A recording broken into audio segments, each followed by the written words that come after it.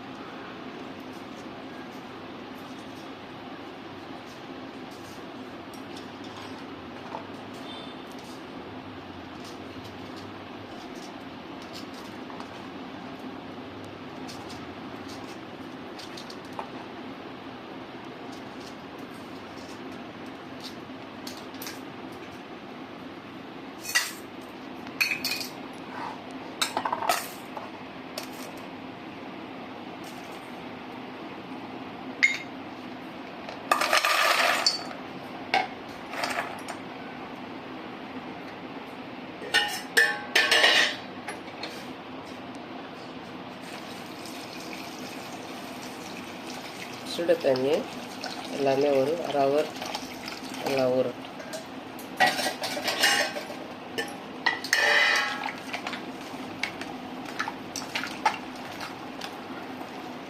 நூறு சோயா எல்லாம் ஊறட்டும்.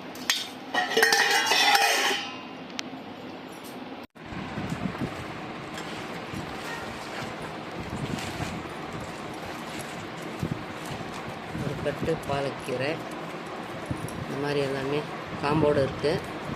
இந்த மாதிரி கிழங்காம்பு வச்சு தான் போடணும், மொத்தத்தையும் போடக்கூடாது. இந்த மாதிரி எல்லாத்தையும் க்ளீன் பண்ணிக்கலாம்.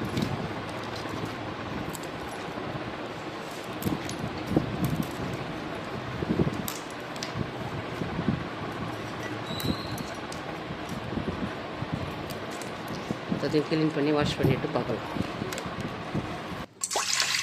ஒரு 2 கிளாஸ் தண்ணி, 1 ஸ்பூன் கல்லுப்பு, 4 ஸ்பூன் மஞ்சள் தூள்,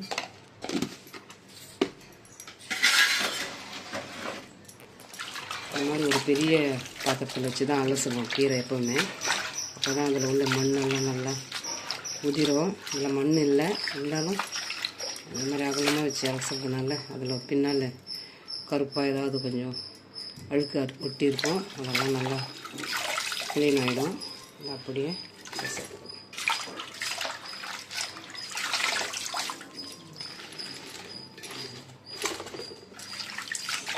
ஒரு கட்டு நல்லா பெரிய கட்டாக இருந்தது.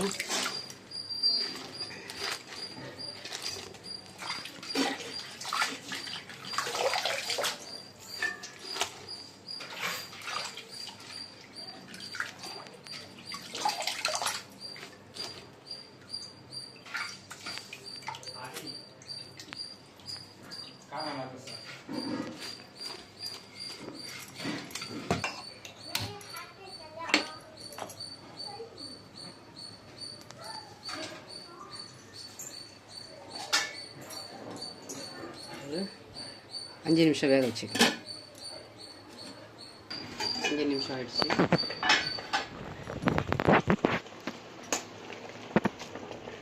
இந்த மாதிரி கலர் மாறணும்.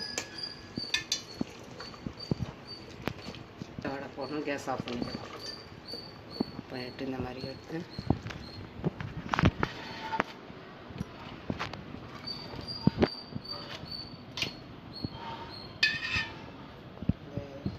உப்பு மஞ்சள் தூள் 2 சேர்த்து தான் நம்ம வேக வைக்கணும். அப்போ தான் அந்த பச்சை வாடை கம்ப்ளீட்டாக போயிடும்.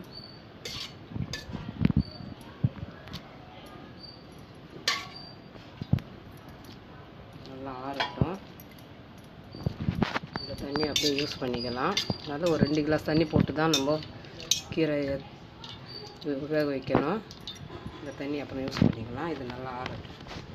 இதெல்லாம் இருக்கும், அது வேஸ்ட் பண்ணக்கூடாது. அதனால் கம்மியாக தண்ணி வச்சு நம்ம கிரேவிக்கு ஏற்ற தண்ணி வச்சு இந்த மாதிரி கீரையை நம்ம பாயில் பண்ணிக்கணும். ஆறட்டும்.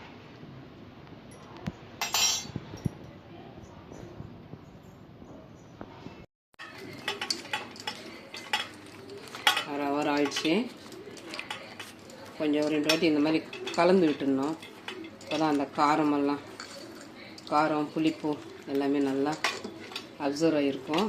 இப்போது இந்த மாதிரி நல்லா தண்ணியே இல்லாமல் நல்லா பிழிஞ்சு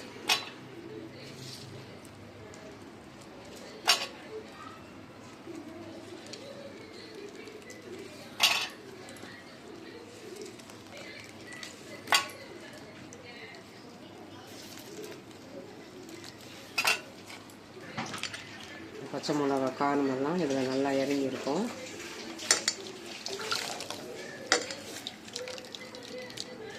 பிழிஞ்சாச்சு.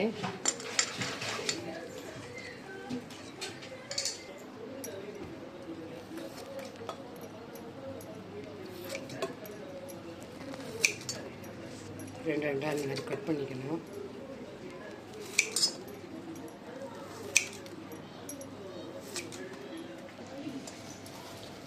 நல்லா பிழிஞ்சி இந்த மாதிரி பாதி பாதியாக கட் பண்ணிக்கணும். நல்லா பிழிஞ்சிடணும். நல்லா பிழிஞ்சால் தான் அதில் உள்ள தண்ணியெல்லாம் வெளியில் வரும். நல்லா பிழியணும். இது ஓரமாக இருக்கட்டும். கொத்தமல்லி 1/4 கட்டு கொத்தமல்லி பாருங்கள், ஒரு வாட்டி க்ளீன் பண்ணிக்கலாம். பாருங்கள், ரொம்ப கசப்பு, கொடிய கசப்புள்ள இது கியா நெல்லி. இந்த மஞ்சா காமாலைக்கெல்லாம் கொடுக்குற ஒரு மருத்துவம், அது கலந்துருக்கு பாருங்கள். இதை நம்ம க்ளீன் பண்ணாமல் போட்டோன்னா அவ்வளோதான். எங்கே நம்ம மிஸ்டேக் ஆச்சு நம்ம சமையல் எதனாலன்னு சொல்லிட்டு நம்மளால் கண்டுபிடிக்கவே முடியாது. அதனால் எந்த ஒரு பொருளையும் நிதானமாக நம்ம வாஷ் பண்ணி கரெக்டாக நம்ம செய்யணும். அதுதான் குட் ஹேபிட்டு. கண்டிப்பாக ட்ரை பண்ணணும். அந்த மாதிரியெல்லாம் நம்ம ஏதோ கவனத்துலலாம் செய்யக்கூடாது. இந்த கொத்தமல்லி, புதினா, இதிலெல்லாம் கீரை, இதில் எல்லாமே இந்த மாதிரி ஒரு கசப்புத்தன்மை, ஒரு காட்டு செடி இதெல்லாம் கலந்துருக்கும். அதெல்லாம் நம்ம கண்டிப்பாக கவனித்து நிதானமாக சமைக்கணும். க்ளீன் பண்ணியாச்சு, வாஷ் பண்ணியாச்சு.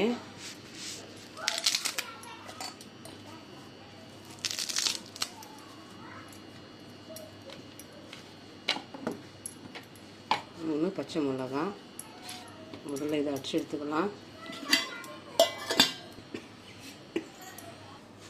நல்லா ஆறிடுச்சு. பாலக்கீரை இதையும் சேர்த்துக்கலாம்.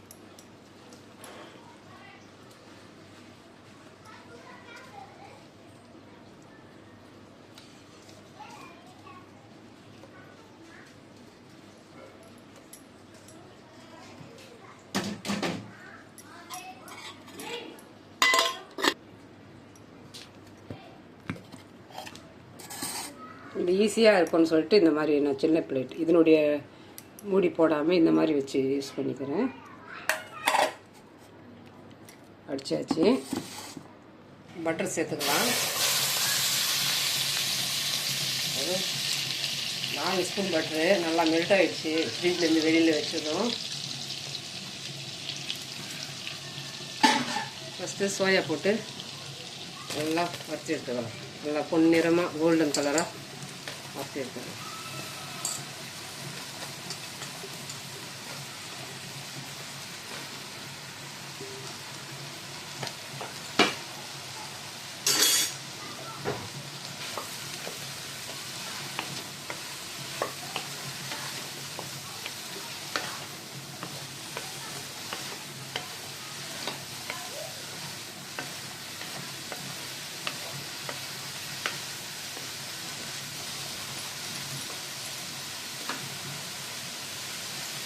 நல்லா இந்த மாதிரி கோல்டன் கலராக வரணும். ஃபுல்லாக பட்டர் வச்சு இந்த மாதிரி ஒரு வாட்டி நல்லா ரோஸ்டர் பண்ணிக்கணும். ஒரு பிளேட்டில் மாற்றிக்கலாம்.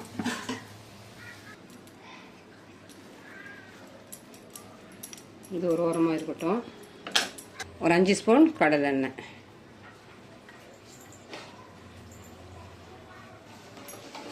ஒரு 2 வெங்காயம், பெரிய வெங்காயம்,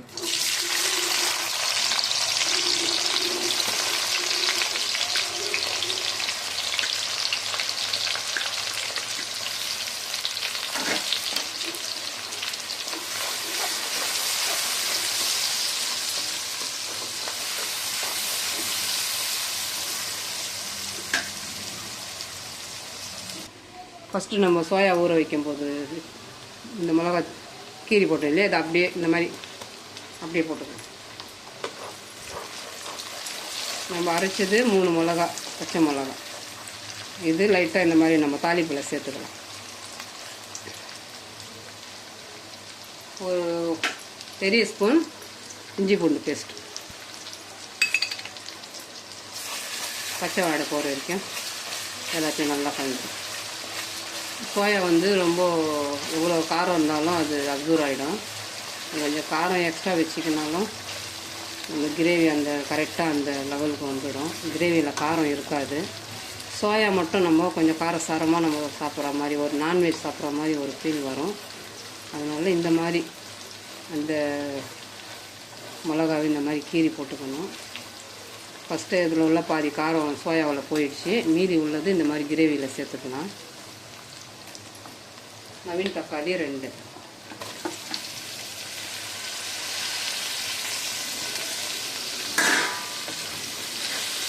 எல்லாமே ஹைலியே வச்சு செய்யணும். கைவிடாத கலரணும்.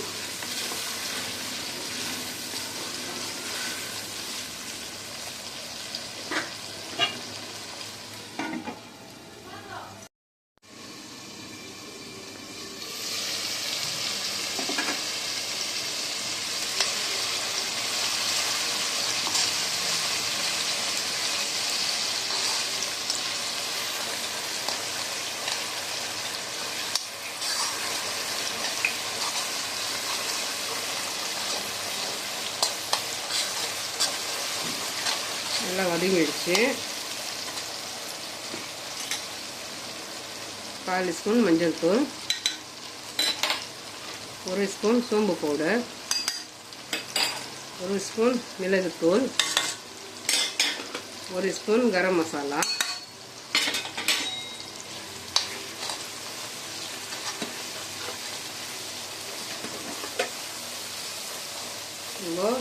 பட்டரில் வறுத்து எடுத்த சோயா,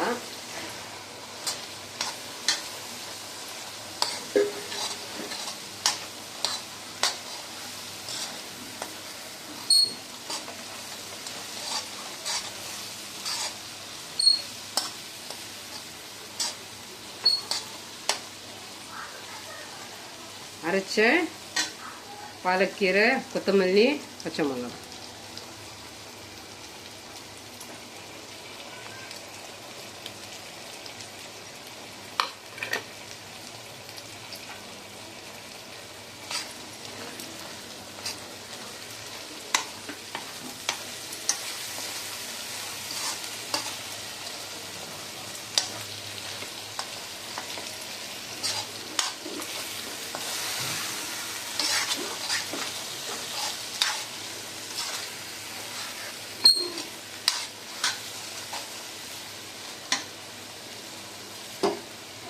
வேக வச்சுருந்தோம் இல்லையா பாலக்கீரை, அந்த தண்ணி நம்ம இந்த மாதிரி தனியாக எடுத்து வச்சு இந்த மாதிரி ஜார் வந்து நல்லா இந்த மாதிரி வாஷ் பண்ணிக்கலாம். அந்த தண்ணி வந்து சத்துள்ள தண்ணி, அதை வேஸ்ட் பண்ண வேணாம். அந்த தண்ணி சேர்த்துக்கலாம். எந்த அளவுக்கு கிரேவி வேணுமோ அந்த அளவுக்கு நம்ம இந்த தண்ணியை கூட ஆட் பண்ணிக்கலாம்.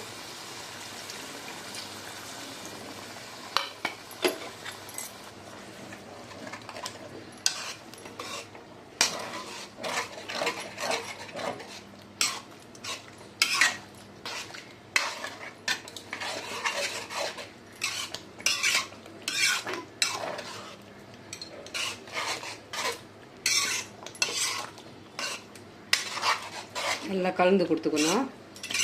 உப்பெல்லாம் இருக்கான்னு ஒரு வாட்டி செக் பண்ணிக்கணும். நம்ம இந்த கிரேவிக்கு உப்பு சேர்க்கலை, சோயாவில் மட்டும்தான் உப்பு சேர்த்துருக்கோம். அதனால் உப்பு சேர்த்துக்கலாம்.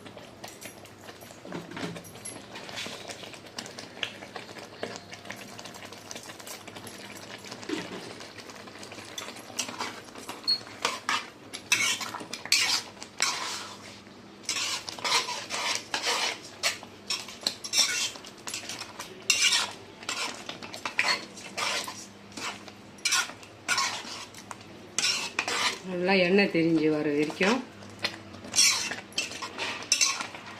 கொதிக்க விட்டுக்கலாம். உப்பெல்லாம் சரியாக இருக்கான்னு ஒரு வாட்டி பார்த்துக்கணும். சரியாக இருக்குது. இன்னும் கொஞ்சம் வேக வச்ச தண்ணி சேர்த்து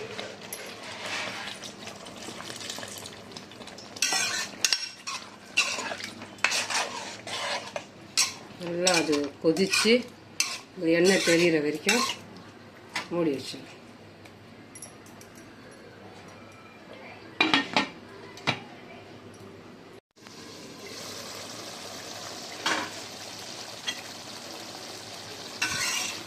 எண்ணெய் நல்லா தெரிஞ்சு வந்துடுச்சு. இந்த ஸ்டேஜில் ஒரு சின்ன கப் 3 ஸ்பூன் தயிர், ஒரு பாதி எலுமிச்சை சாறு. இந்த டேஸ்ட்டு நல்லா எடுத்து கொடுக்கும். நம்ம மட்டன் சிக்கன் சாப்பிட்ற டேஸ்ட்டு வரும். நான்வெஜ்ஜு மிஞ்சும் ஒரு டேஸ்ட்டு. இந்த மாதிரி ஃபைனலாக எண்ணெய் தெரிஞ்ச வந்த பிற்பாடு இந்த 2 சேர்த்து கொஞ்ச நேரம் ஒரு 5 நிமிஷம் அப்படியும் இதே மாதிரி இந்த ஸ்டேஜ்லேயே ஒரு 5 நிமிஷம்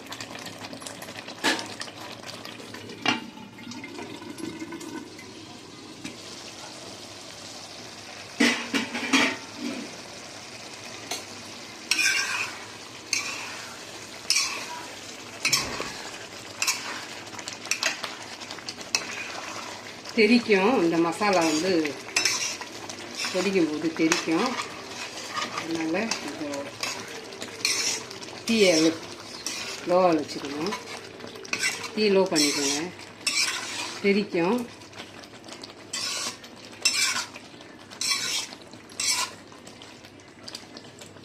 கேஸ் ஆஃப் பண்ணிவிட்டு சர்வ் பண்ணிக்கலாம்.